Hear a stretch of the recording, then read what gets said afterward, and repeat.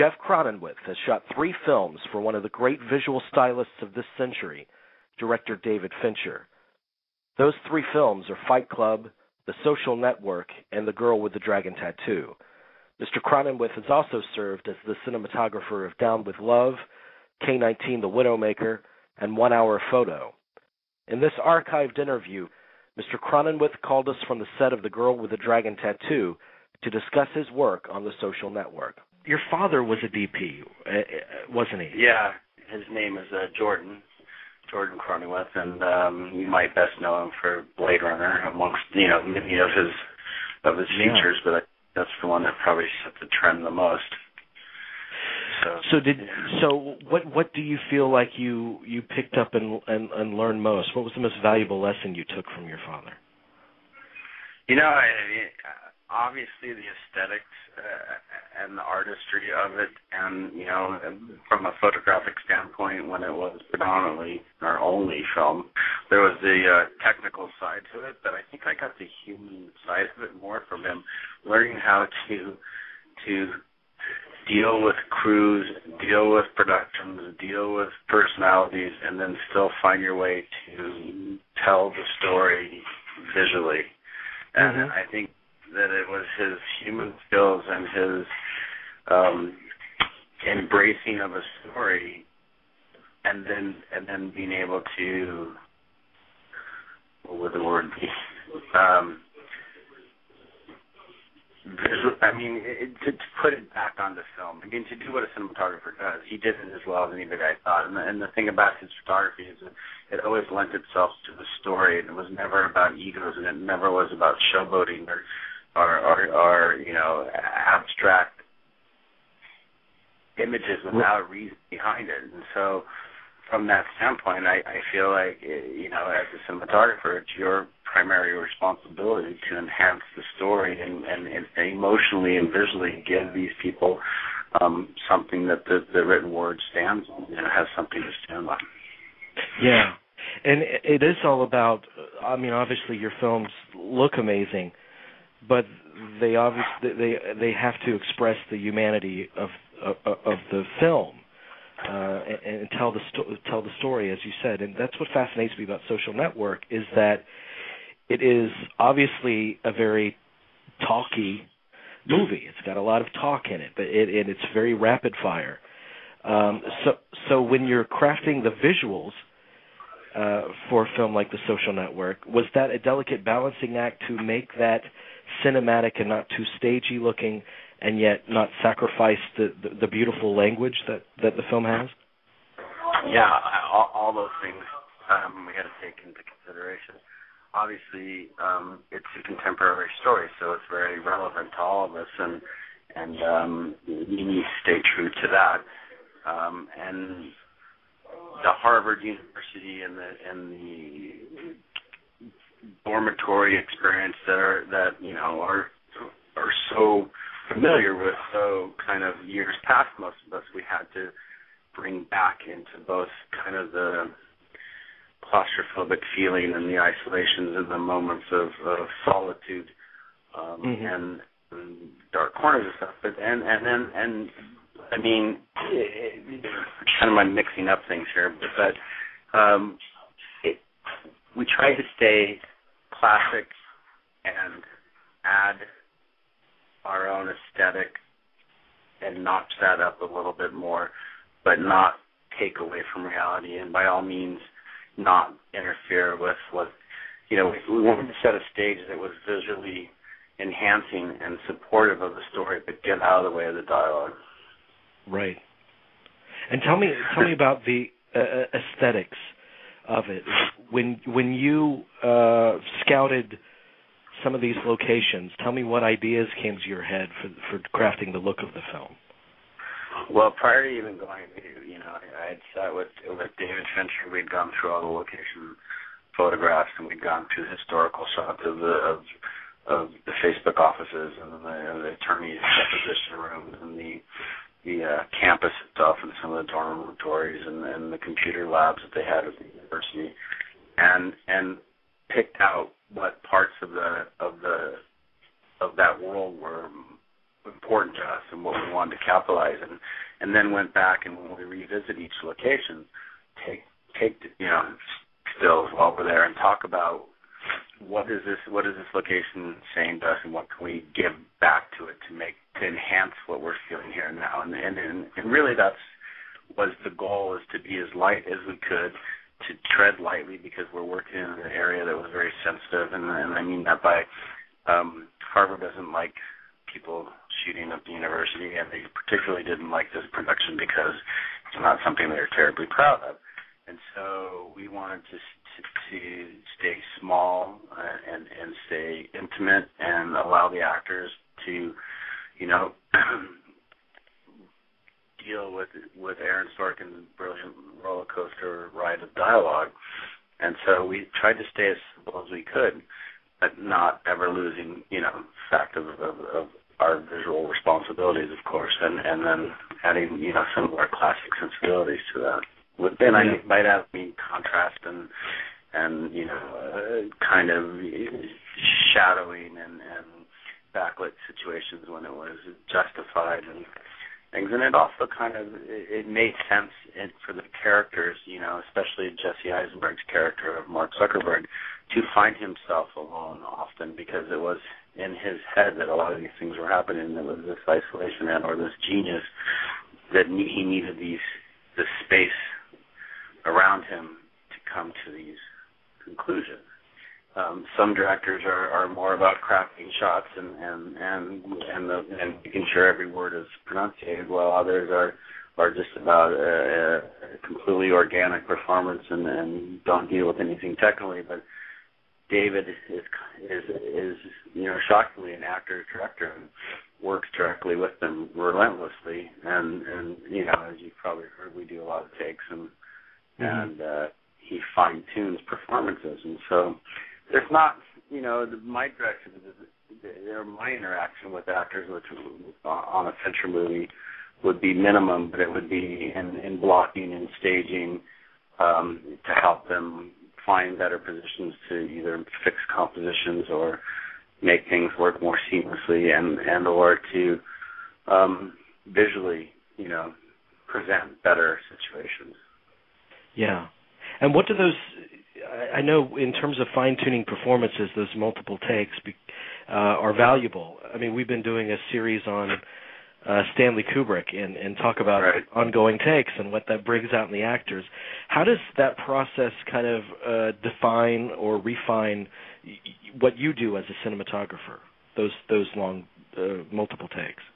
I don't know that it really is an advantage or a disadvantage one way or the other, because it's not something that once you start photographing, once you get past the first take or two, usually at that point everyone's figured out where everybody's going, and if there's anything that needs to be altered, you've done your alterations and now you've set in for the long haul. And you don't want making changes 12 takes into it, because that nullifies those 12 takes, So anything after like 2 or 3 until you're into the 40s, you're just along for the ride and watching. And you're watching the craftsmanship of the actors and David and the inflections, the subtle inflections that he's, seeking and getting out. And you've worked with David for many years. Tell me what clicks between the two of you. What do you guys bring out in each other, do you think? I just feel like we see eye to eye aesthetically on a lot of different things, and it seems to be at this point a very great understanding of once a visual style for a particular project is set, then it's really easy to digest it and to be able to be an extension of his vision without too much confusion or there's not a lot of changing that has to be done. There's not a lot of backtracking. We're always in the same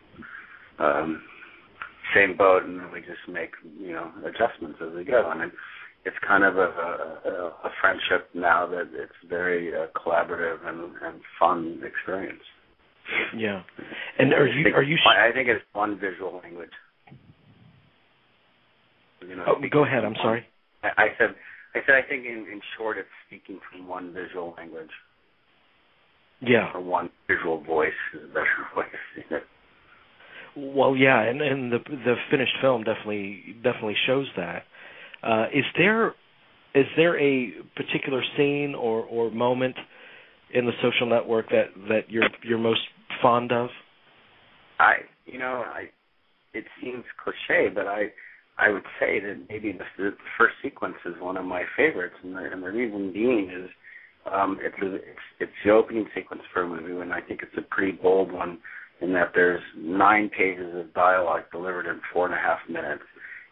It's a very simple coverage. It's a 2-shot and 2 over the shoulders and 2 singles, and it's rich and it's noisy and it's very bold, and it takes you and it forces the audience to kind of lean forward in their seats and listen to what these kids are saying, and they're talking over each other, and it's rapid fire, and you're setting them up for, or to quote David, educating the audience for what the next 2.5 hours or 2 hours of this roller coaster ride are going to be.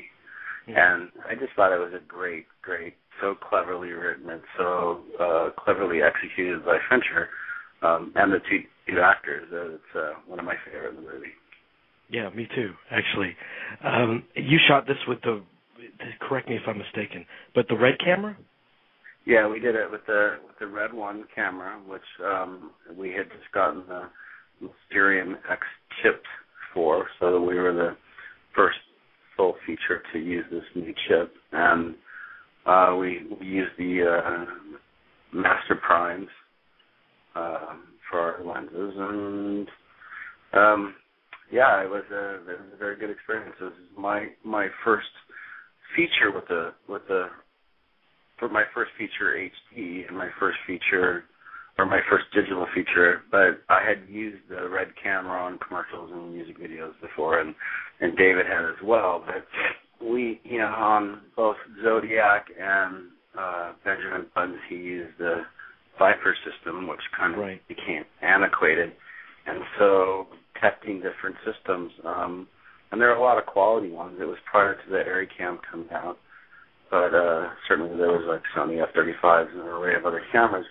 But one of his best friends is Soderbergh, and he loaned David 2 cameras to test with, and we shot a few spots with him. And that, along with the fact that Jim Gennard at Red was so willing to adjust and accommodate any of the kind of technical necessities that David had, it just made sense for it. It was a perfect system for this particular feature. It was small and, kind of almost looks like a home amateur camera, and you can walk around and it doesn't draw a lot of attention, and it stays small, and some of these intimate locations that are in. It seems, and of course it's a high quality, beautiful image, and we were really happy with it. It really is. I mean, it's amazing to me the technology now and how flexible it is. It isn't as cumbersome as dealing with film, I've heard. I mean, is that the main benefit of working in the digital technology world with cinematography? I mean, again, I'm not going to say one's better than the other. I think that every story kind of should be. There's certain mediums that are better for each kind of story and not. Mm-hmm. But certainly, film and the bulk of it, and it's something that David doesn't agree with anymore. And also the lack of control, because there are organic things that happen with film, which to some people is the best part of it. And others, they don't want that mystery going on. So I think if you're from someone's perspective, from the camp, like a Fincher camp, where everything wants to come out of his hands, this is the perfect medium for him to work in. Yeah. I just have. Go ahead. Just one more quick question, just about the Oscars. I mean, they're coming up. Or how are you feeling? I mean, are you nervous, excited, or you're trying to not think about it? You know what? I'm so buried in this. We're on day 71 of 140 Days on Girl Dragon Tattoo, and we shoot here for another month, and then we go back to Sweden for 2 more months, and I'm nervously excited. I'm graciously humbled by it, but I haven't really had so much time to even appreciate it. We've been shooting Saturdays, and we shot last Friday night, and then Saturday we all went to the DGA Awards, and then we had a 6:30 call time Sunday morning, and we've shot Sunday till and we're going to shoot through tomorrow. So Saturday will be like the first time off since they announced the nominations that I can actually go, woohoo! Not to mention there was cold going around on the set, and all of us are sick now, so it's like it's been a tough week. It's been a really tough week. But the film is going well? Yeah, it's going to be a good project. I can't wait for people to get a taste of it, because it's all the sophistication of the Social Network, but it's such a different story, and it's a murder mystery, noir a little bit.